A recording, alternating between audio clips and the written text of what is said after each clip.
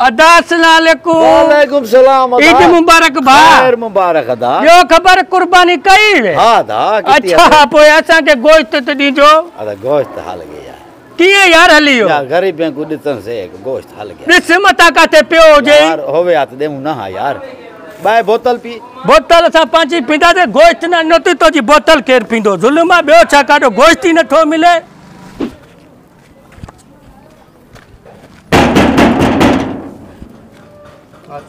वालेकुम सलाम। अदा खुशा ॿियो ख़ैर आहे? अल्लाह जो शुक्र आहे साईं। अदा पहिरियां त तव्हांखे ईद मुबारक। तव्हांखे मुबारक हुजे। खैर मुबारक। हा ख़ैर सां तव्हां कुर्बानी कई हूंदी। हा कई से बिल्कुल कई से। माशाल्लाह माशाल्लाह। पोइ असांजी वंड ते खणी जो न गोश्त।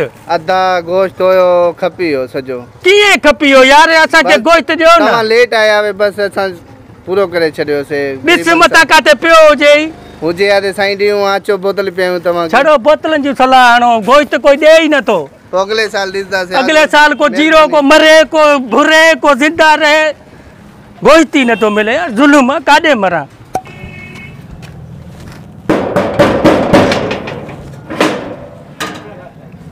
अस्सलाम वालेकुम भाऊ। ईद मुबारक। वालेकुम सलाम भाऊ। ईद मुबारक।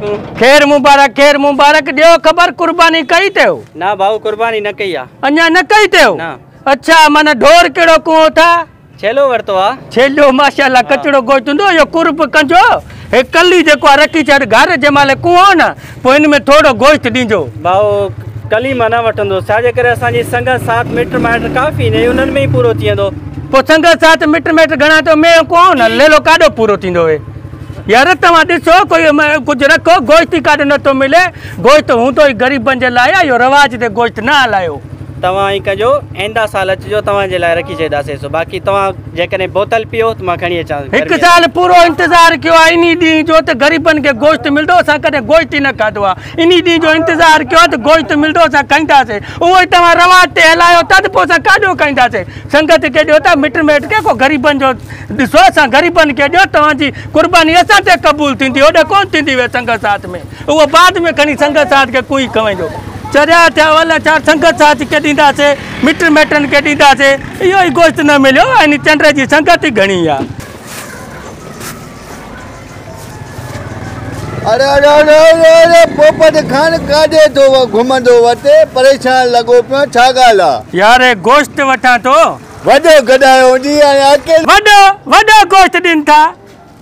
चरिया भेण जंहिं वञा थो कोई गोश्त ॾे ई नथो।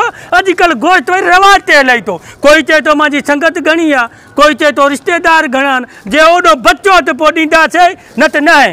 पोइ गोश्त वठण जो तोखे त तरीक़ो ई न आहे रे। कहिड़ो तरीक़ो आहे? हाणे मां गोश्त वठी ॾेखारियई।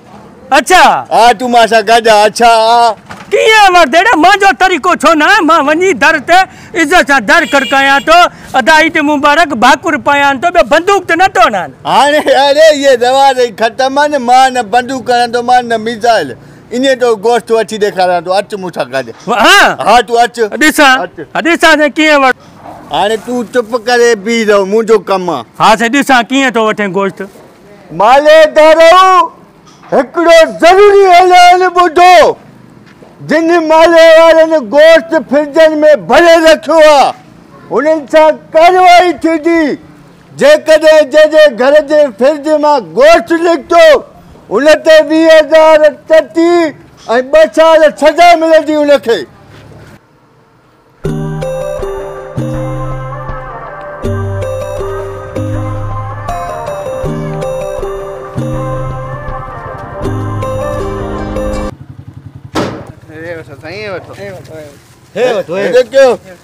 अरे हे त छा माना तव्हां सभिनी फ्रिजनि में गोश्त लिकायो? अगरि इन सभिनि ॾे वियो आहीं मां। मूंखे चवनि पिया न आहे खपी इहो। हलो हलो त हलो। हाणे तव्हां सां कानूनी कारवाई न थींदी। ॾिठी वाह वाह ख़ुदा जी कसम। मां त उन्हनि खे भाकुर इहो अहिड़ियूं ॻाल्हियूं को गोश्त ई न ॾे पियो। ओ भाउ हे दुनिया सिधी आहे। अच्छा माण्हू उबता आहिनि पोइ उबते तरीक़े सां हलबो आहे भाउ। सचो आहे। हाणे ॾिसी असां कीअं खणी आया। अरे बुछा उते बुख न मरंदे हाणे पाण भई हिसो हिसो कंदासीं। बसि ईअं करे वॾी कली वारो मूंखे ॾे। न न न न हिसो बराबरि हिसो। अच हल सही आहे भला जा। संगत अगर अव्हांखे ही वीडियो क्लिप पसंद आयो है तो असांजे चैनल के सब्सक्राइब कयो ऐं घंटी वाले बटन के जरूर दबायो जी असांजे चैनल जो हर वीडियो अव्हां ताईं पहुंची सके। वॾी महिरबानी।